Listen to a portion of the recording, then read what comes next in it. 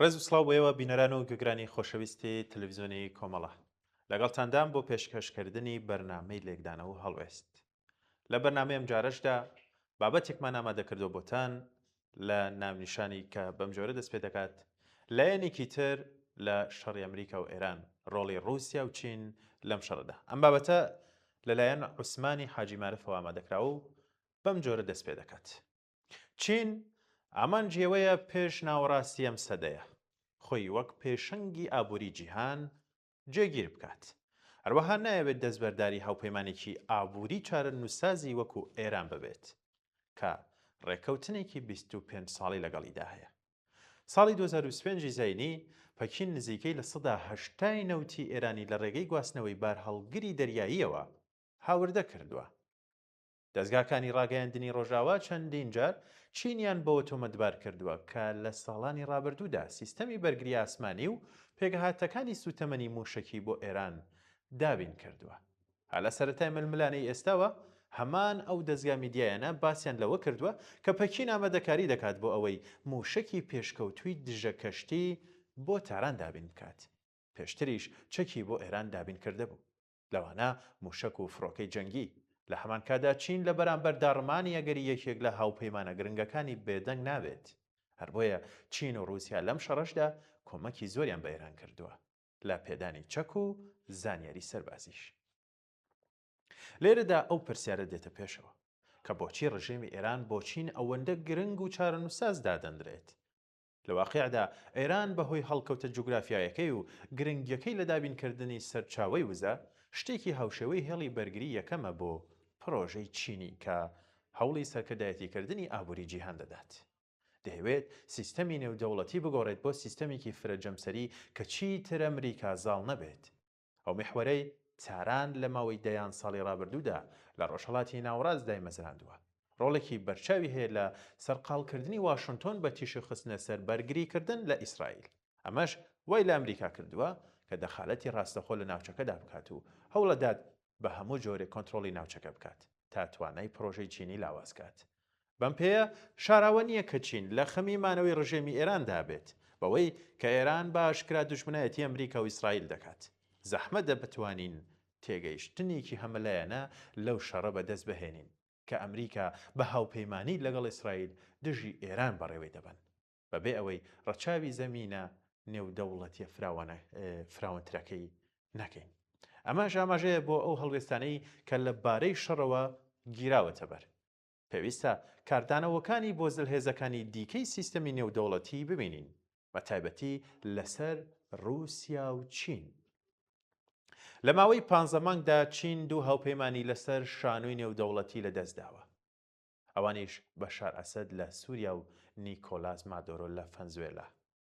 هەروەها مەترسی لە دەستدانی سێیەم هاوپەیمانیشی نزیک دەبێتەوە ئەگەر ئیدارەی ترەمپ سەرکەوتوو بێت لە گەیشتن بە ئامانجەکانی لە شەڕی دژی ئێراندا. بەڵە بینەران لێرەدا ناوبڕێکی کورد وەردەگرم و دێمەولاتە.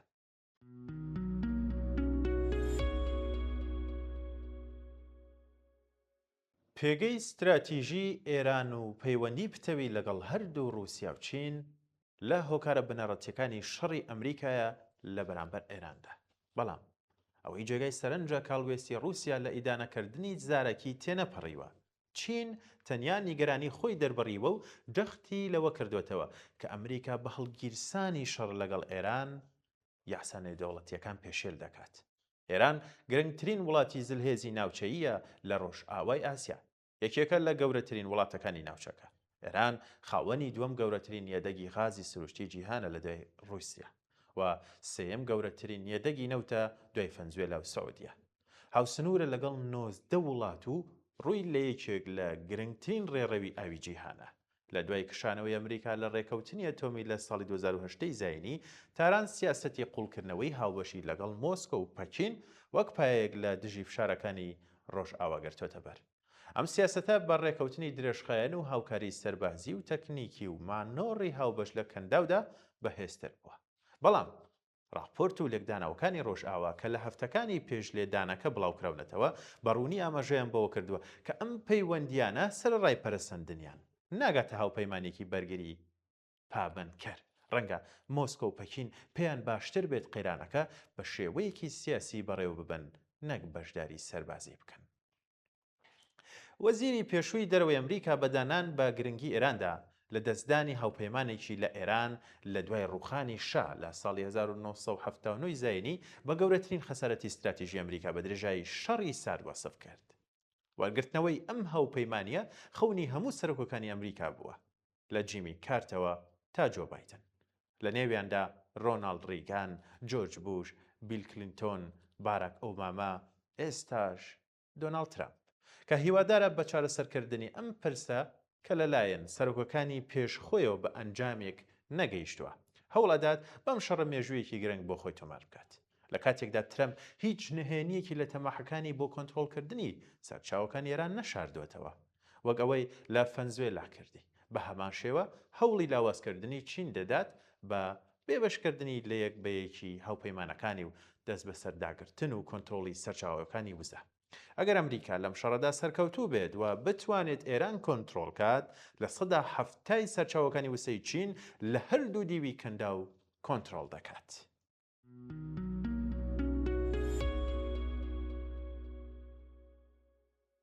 چین گەورەترین سودمەند بووە لە شەڕەکانی ئەمریکا لە ناوچەکە و بەتایبەت وڵاتانی ناوبرا وڵاتە ئیسلامیەکان لە نێوان ساڵانی 2001 بۆ 2021 زاینی کە هاوکاتە لەگەڵ سەرهەڵدانی خێرای چین لەباری ئابووریەوە. چین پێی باشە ئەمریکا تێکەڵ بە شەڕێکی دیکەی درێژخایەن بێت لە ناوچەکە، ئەمەش بە ئەگەرێکی زۆرەوە کاتێکی زیاتر دەدات بە چین بۆ بەهێزکردنی تواناکانی لە داهاتوودا.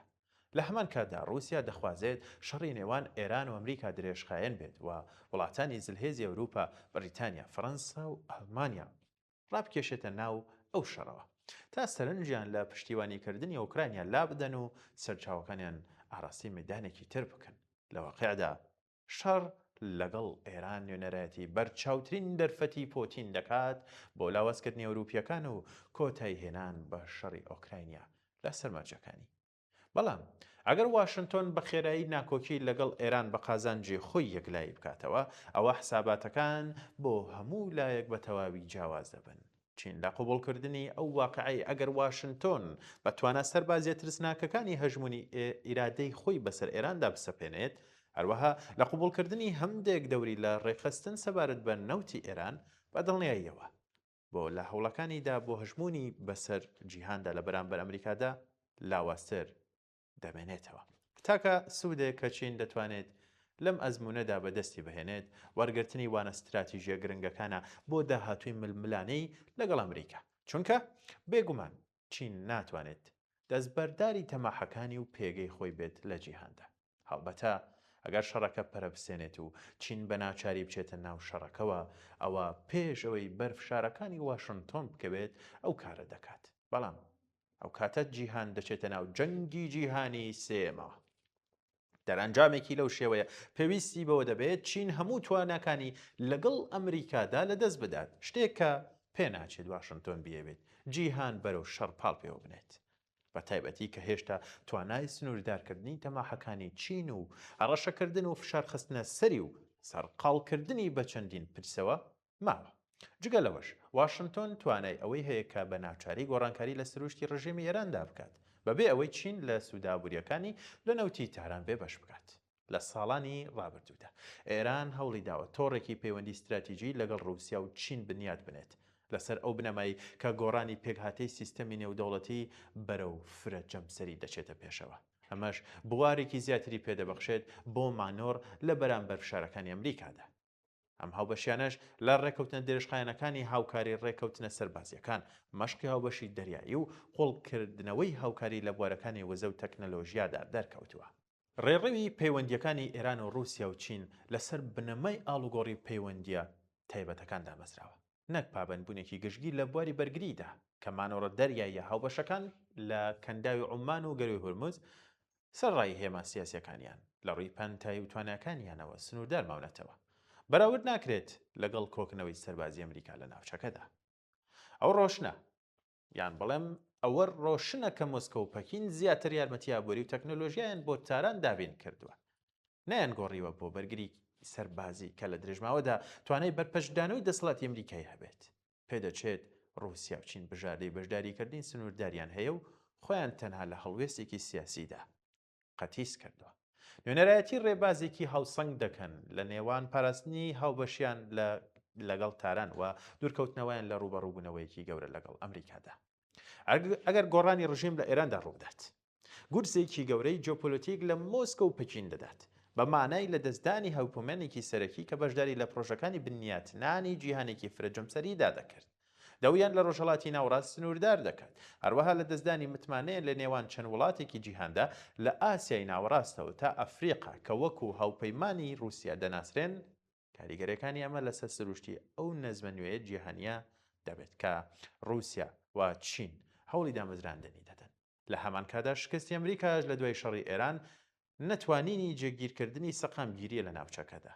هاوسەنگی پێگەی رووسیا و چین بۆ بەردەوامی دەخالەتیان لە ناوچەکە و ململانەیان بەرامبەر جەم سەرەزل هێزەکان لە جیهاندا دەباتە پێشەوە.